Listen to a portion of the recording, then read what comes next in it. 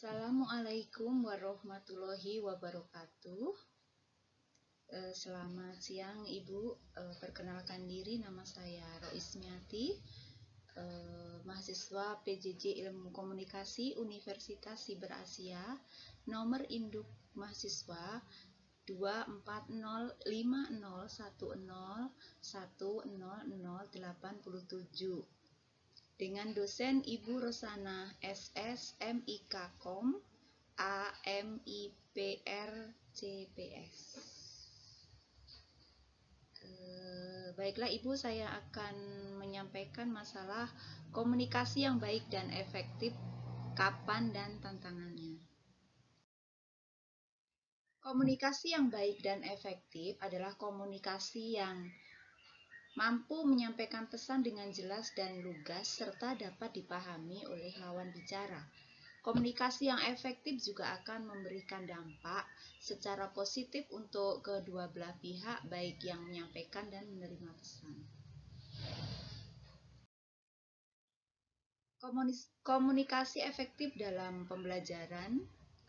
Pada kesempatan ini saya akan menyampaikan komunikasi efektif dalam pembelajaran, di mana ini dalam ruang lingkup saya sebagai pendidik juga di Kesatuan Pendidikan Usia Dini. Komunikasi yang efektif dalam pembelajaran merupakan proses pengiriman informasi dari satu pihak ke pihak lain untuk tujuan tertentu. Komunikasi dikatakan efektif apabila komunikasi yang terjadi menimbulkan arus informasi antara dua arah. Komunikasi yang disampaikan sesuai dengan situasi dan siapa yang menerima informasinya, dalam hal ini adalah guru kepada murid.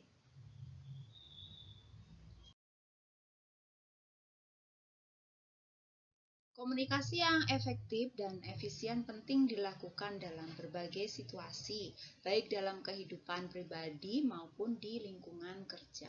Membangun hubungan yang baik, komunikasi yang efektif dapat membantu membangun hubungan yang erat antara individu dan kelompok.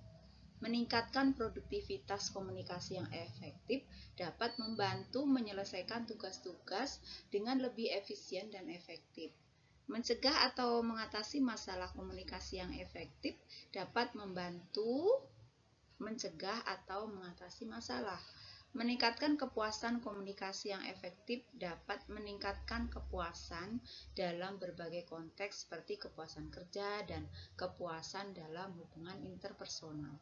Komunikasi yang efektif terjadi ketika pesan yang disampaikan dapat dimengerti baik atau sama oleh penerima dan pengirim pesan, sehingga tidak terjadi salah persepsi. Tantangan terbesar berkomunikasi secara efektif adalah komunikasi yang efektif dalam pembelajaran dapat terhambat oleh berbagai faktor, di antaranya lingkungan, yaitu ruang kelas yang bising atau pencahayaan kurang dapat membuat siswa dan guru sulit mendengar, memahami, atau mempertahankan perhatian. Sikap guru yang terlalu mendorong murid untuk mengerti setiap perkataannya dapat membuat murid tidak nyaman.